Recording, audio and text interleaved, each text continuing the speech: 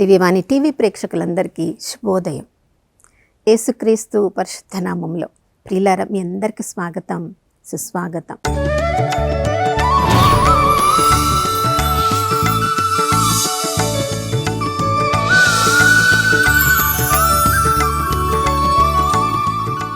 గడిచిన కాలమంతా కోడి తన రెక్కలను చాచి తన బిడ్డల్ని కాచుకున్నట్లుగా తన సిలువ రక్తపు నీడలో నిన్ను నన్ను కాచుకున్న ఆ దేవాతి దేవునికి పూర్ణ హృదయంతో, పూర్ణ ఆత్మతో, పూర్ణ శక్తితో వందనాలు తెలియచేద్దాం. ఈ నూతన ఉదయంలో కూడా మనందరము స్తుతి గీతాలతో ప్రార్థనాపూర్వకంగా ఆ ప్రభు వైపు చూస్తూ ఉన్నాం. కాబట్టి ఆ ప్రభు మనందరిపై నూతనంగా తన ప్రేమను, కరుణను కుమ్మరించారు ప్రియులారా. ఎందుకంటే మన పరలోకపు తండ్రి నమ్మదగిన దేవుడు, విశ్వసనీయుడు. మనము నమ్మదగిన వారము కానప్పటికీ మనం బప్తిస్మం తీసుకున్న రోజు నుంచి ఆ ప్రభు మనల్ని నమ్ముతూనే ఉన్నారు. ఏ రోజైనా మనం మారతామేమో, ఏ రోజైనా ఆ ప్రభు ముందు నెమ్మదిగా కూర్చుంటామేమో, ఆ ప్రభు సన్నిధిని అనుభవిస్తామేమోనని నమ్మదగిన దేవుడు తన నమ్మకత్వాన్ని ప్రతిరోజు నిలబెట్టుకుంటూనే ఉన్నారు. కాబట్టి నీవు నేను ఈ రోజు వరకు సజీవుల లెక్కలో ఉన్నాం. ప్రియులారా, మన జీవితం గురించి మనకి మాత్రమే తెలుసు, ఇక ఎవ్వరికి తెలియదు అని మనం అనుకుంటాం. మన జీవితం గురించి ఎన్నెన్నో ప్రణాళికలు వేసుకొని ఉంటాం. ఏదేదో సాధించాలని ఆశపడతాం. ఏదేదో ఉన్నత స్థితిలోనికి వెళ్ళాలని అందరము కోరుకుంటాం. కానీ ఆ విధంగా మన జీవితం ఆశీర్వదించబడాలంటే మనం వేసుకున్న ప్రణాళికలు మనకి మాత్రమే తెలుసా? మన హృదయాన్ని గమనించే దేవుడు ఉన్నాడని మనం ఏమైనా స్పర్శ కలిగిన జీవితాలను జీవిస్తున్నామా? చూడండి, ఎన్నెన్నో ప్రణాళికలు వేసుకున్నప్పుడు అది దేవుని చిత్తానుసారంగా ఉన్నప్పుడే దానిలో మనం ఫలించగలము, ఆ ఉన్నత స్థితిని మనం చేరగలం ప్రియులారా.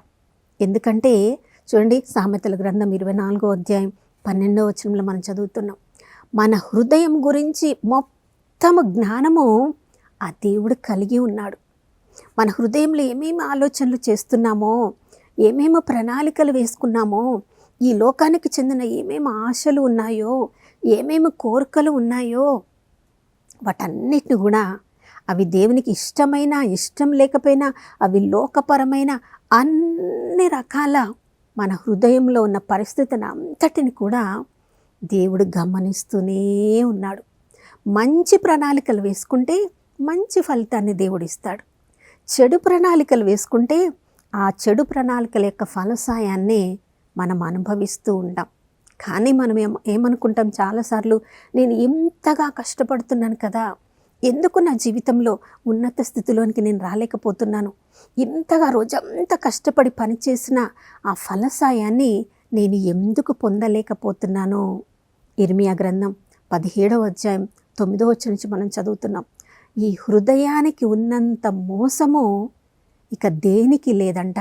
చూడండి, హృదయములోనే కదా ప్రభువు నివసించేది.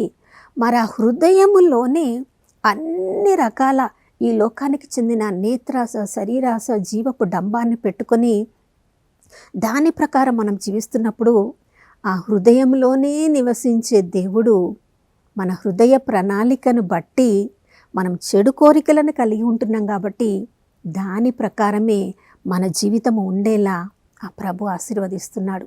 కానీ మనం ఏ రకమైన ఈ లోకపు కోరికలను కలిగి ఉన్నప్పటికీ దేవుడు మాత్రం ఆశీర్వదించాలి, దేవుడు ఉన్నదెందుకు, మనల్ని ఆశీర్వదించడానికే కదా అని మనం అంటాం. తప్పకుండా దేవుడు ఆశీర్వదిస్తాడు. ఎవరిని? ఏ గొర్రెలైతే గొర్రెల కాపరిని వదిలివేసి తమ ఇష్టము వచ్చినట్లుగా అవి పరిగెడితే, మంచి గొర్రెల కాపరి తన ప్రాణాన్ని అర్పించి ఆ తప్పిపోయిన గొర్రె కోసమే తను వెతికి రక్షించుకున్నట్లుగా, ప్రియులారా, మనం ఎంత దుష్టులమైనప్పటికీ, మనం ఎంత పాపాత్ములమైనప్పటికీ దేవుడు మనల్ని వదలకుండా తన పరలోక సింహాసనాన్ని వదిలి తండ్రి చిత్తానుసారంగా నిన్ను నన్ను వెతికి రక్షించడానికి ఈ లోకంలోనికి ఒక సాధారణ వ్యక్తిలాగా వచ్చారు. తన్ను తాను రిక్తుని చేసుకొని సిలువ మరణము వరకు సిలువపై తన చేతులను చాచి, ఇంతగా నిన్ను ప్రేమిస్తున్నాను, నా చివరి రక్తపు బొట్టు వరకు నిన్ను వదలను, నేను వెలను, నా రక్తాన్ని వెలగా చెల్లించి నిన్ను వెలనిచ్చి కొనుక్కున్నాను అని మనం చెప్తున్నారు. ప్రియులారా, మనకి సత్యము తెలుసు. మనం ప్రతిరోజు వాక్యాన్ని ధ్యానించినప్పుడు, మనకి పఠనాలు వివరించబడుతూ ఉన్నప్పుడు ఈ సత్యం మనందరికీ తెలుసు. కానీ మన జీవిత అనుభవంలోనికి మనం వచ్చినప్పుడు ఈ సత్యాన్ని మనము మన సొంతం చేసుకుంటున్నామా? మన జీవితంలో దేవుడి చిత్తాన్ని నేను అనుసరించాలి అని అనుకున్నప్పుడు, దేవుని ప్రణాళిక నా జీవితంలో నెరవేరాలనుకున్నప్పుడు మొదట నా హృదయాన్ని నేను పరిశీలించుకోవాలి. ఈ లోకంలో అందరు చూసిన దృష్టితో నన్ను నేను చూసుకుంటున్నానా, లేదా పరలోకపు తండ్రి ఏ దృష్టితో నన్ను చూస్తున్నాడో అలా నేను చూసుకుంటున్నానా? పరలోకపు తండ్రి మనల్ని ఎలా చూస్తున్నారు ప్రియులారా? మొట్టమొదటిగా యేసుప్రభు రక్తంలో కొనబడిన మనము, యేసుప్రభు రక్తంతో శుద్ధి చేయబడిన మనము యాజక బృందంలాగా ప్రభు చూస్తున్నాడు. రాజరికపు యాజక బృందంలాగా మనల్ని ప్రభు చూస్తున్నాడు. ఒకప్పుడు చీకటిలో ఉన్నవాళ్ళం, కానీ ఎప్పుడెప్పుడైతే హృదయంలో యేసుప్రభును మనం విశ్వసించామో, నోటితో యేసే నా రక్షకుడు అని ఒప్పుకుంటున్నామో, ప్రకటిస్తున్నామో, ఈ లోకము నుంచి, చీకటి నుంచి మనము వెలుగులోనికి తీసుకొని రాబడిన వాళ్ళము, దేవుని కొరకు ప్రత్యేకింపబడిన వారము, దేవుని కొరకు మన జీవితాలను వెచ్చించే వాళ్ళము. వెలుగులోనికి తీసుకుని రాబడిన తర్వాత ప్రవక్తలుగా మార్చబడుతున్నాం, అపోస్తలుగా మార్చబడుతున్నాం, గురువులుగా మార్చబడుతున్నాం, బోధకులుగా మార్చబడుతున్నాం. ప్రియులారా, మరి ఇన్ని గొప్ప పరిశుద్ధాత్మ వరాలను, పిలుపును మనం కలిగి ఉన్నప్పుడు మనము అపోస్తలుగా మన జీవితాన్ని మార్చుకుంటున్నామా? నోటిని ఎంత జాగ్రత్తగా కాపాడుకోవాలి. మన నాలుక మీదనే మరణం, జీవం ఉందని మనకు తెలిసినప్పుడు, మరి పరలోకానికి చెందిన దేవుడు, నా హృదయంలో నివసిస్తున్న దేవుడు, నేను విశ్వాసంతో ఒక్కొక్క వాగ్దానాన్ని ఎత్తి పట్టి మాట్లాడినప్పుడు దాన్ని తప్పకుండా నెరవేర్చే దేవుడు, నా ప్రతి మాట ఒక ప్రవచనంలాగా ఉంటుంది అనే జ్ఞానము నేను కలిగి ఉంటే, ఆ జ్ఞానముతో నేను మాట్లాడితే నా ప్రతి మాట మొదట నా జీవితంలో నాకు ప్రవచనంగా మారుతుంది. తర్వాత నా మాటలను విశ్వసించే వాళ్ళందరూ, వాగ్దానాలను విశ్వసించే వాళ్ళందరూ కూడా, వాళ్ళందరి జీవితంలో అది ప్రవచనంలాగా మారుతుంది ప్రియులారా. కాబట్టి మన జీవితాలను మొదట నేను ప్రభువులో నేను ఎవరు, ప్రభువు నన్ను ఎలా చూస్తున్నాడు, నన్ను ఎంతో ప్రేమించి తన ఏకైక కుమారుని ఇచ్చిన ప్రభువు ఇంకా నేను చీకట్లో ఉన్న వ్యక్తిగా నన్ను చూడడం లేదు, వెలుగునకు పరలోకానికి చెందిన వ్యక్తిగా నన్ను చూస్తున్నాడని ఆ జ్ఞానాన్ని మనము కలిగి ఉంటే, ఈ లోక మనుషులు ఎలాంటి దృష్టితో మనల్ని చూస్తున్నారో అలా చూడకుండా పరలోకపు తండ్రి నన్ను ఎలా చూస్తున్నారో ఆ విధంగా మనల్ని చూసుకుంటాం.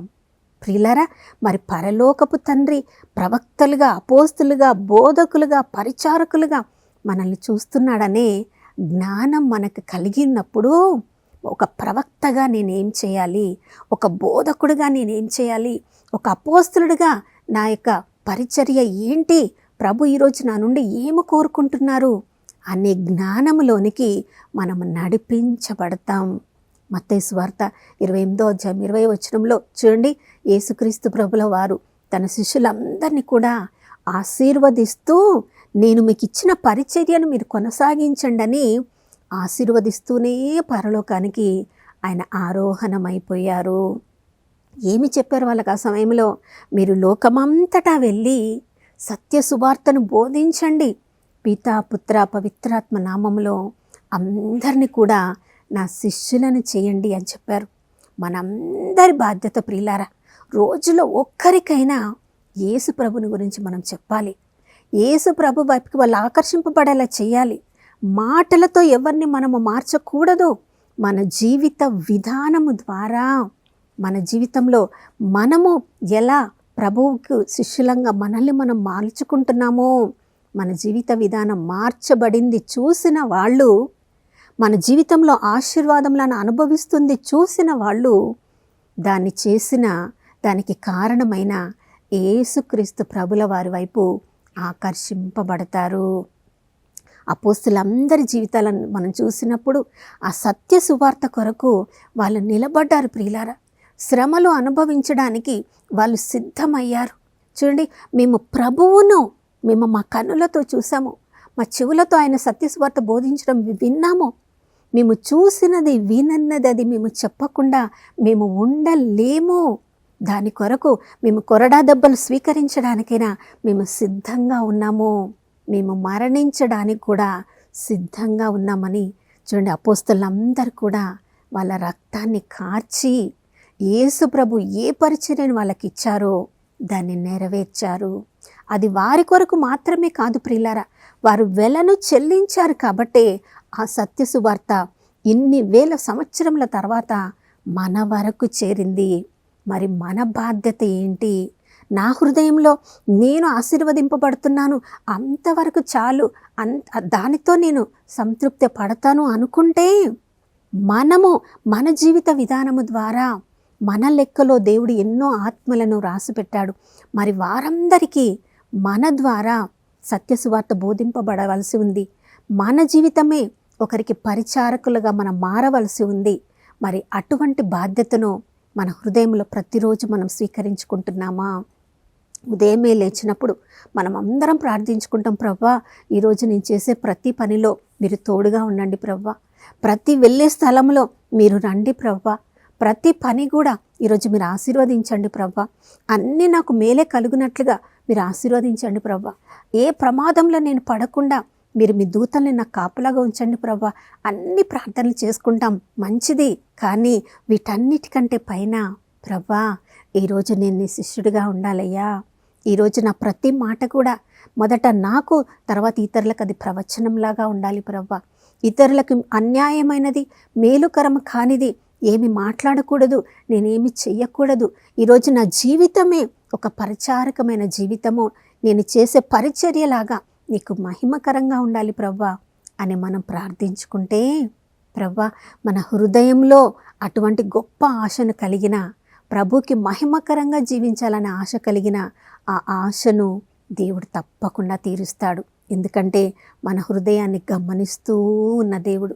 కాబట్టి ఈ ఉదయకాలంలో ఈ లోకానికి చెందిన ఆశలు, కోరికలు మన హృదయంలో మనం నింపుకొని ఉన్నామేమో ఈ ఉదయకాలంలో ఒక్కసారి పరీక్షించుకుందాం. ఈ లోక ఆశలను కొన్నిటిని, ప్రభుకి మహిమకరంగా లేని వాటన్నిటిని కూడా తీసివేసి, ప్రభా నీ వాక్యంతో నన్ను నింపండి, ఈరోజు నీ శిష్యుడిగా నేను జీవించడానికి నా కృపను అనుగ్రహించమని ప్రార్థించుకుందాం. నాతో కలిసి ప్రార్థించండి. పరిశుద్ధుడైన దేవానికి స్తోత్రములు తండ్రి. ప్రతిరోజు మేము సజీవుల లెక్కలో ఉన్నామంటే ప్రభా, ఆ రోజు మేము నీ చిత్తాన్ని నెరవేర్చాలని, మాకు ఆ జీవాన్ని మీరు అనుగ్రహించారని గొప్ప సత్యాన్ని ఈరోజు మాకు నేర్పించిన దేవా నీకు స్తోత్రం. మా హృదయంలో ఈరోజు ఎన్నెన్నో కోరికలను మేము కలిగి ఉన్నాం ప్రభా. కానీ వాటన్నిటికంటే ఎక్కువగా ఈరోజు మేము అందరం కూడా మీ శిష్యులంగా అయ్యా మీ చిత్తాన్ని మేము నెరవేర్చాలి, మీ యొక్క ప్రణాళికలు మేము తెలుసుకోవాలి. మా జీవితమే ఈరోజు ఒక పరిచర్యలాగా మారాలి ప్రభా. ఎక్కడెక్కడికి వెళ్తున్నామో, ఏమేం చేయబోతున్నామో అయ్యా, మా చిత్తము, మా ఉద్దేశము, మా ప్రణాళికలు కాదు కానీ ప్రభా, నీ ప్రణాళిక, నీ ఉద్దేశము, నీ చిత్తము నెరవేరినట్లుగా నాయన అపోస్తలులు ఎక్కడెక్కడికి వెళ్ళినా ప్రార్థన చేసి మీరు వెళ్ళమన్న స్థలాలకు వెళ్ళారు తండ్రి. నాయన మా హృదయంలో కూడా ఈరోజు మీ కోరికలను మేము కలిగి ఉండి నాయన మీ చిత్తాన్ని నెరవేర్చే వాళ్ళంగా మమ్మల్ని అందరినీ దీవించి ఆశీర్వదించమని యేసయ్య పరిశుద్ధ నామములో అడిగి వేడుకొనుచున్నాము తండ్రి, ఆమేన్. ప్రియులారా, మనము దావీదును చూసి సమూయేలుతో ప్రభువే స్వయంగా చెప్తున్నాడు, నీవు నరుల బయటి రూపాన్ని చూస్తున్నావు, నేను నరుల హృదయాన్ని అవలోకిస్తాను. ఈరోజు ఈ స్పర్శతో మనం జీవించుదాం. ప్రభు ఈరోజంతా మన హృదయాన్ని గమనిస్తూ ఉన్నారు. ఆ హృదయంలో తండ్రి చిత్తమే మనము కూడా కలిగి ఆ ప్రభు మహిమ కొరకు జీవించుదాం. మరొక నూతన శుభోదయంలో మనం అందరం కలుసుకునే వరకు దివ్యవాణి టీవీని వీక్షిస్తూ ఉందాం. ఇమ్మానుయేలు దేవుడు మనతో ఉన్నారు.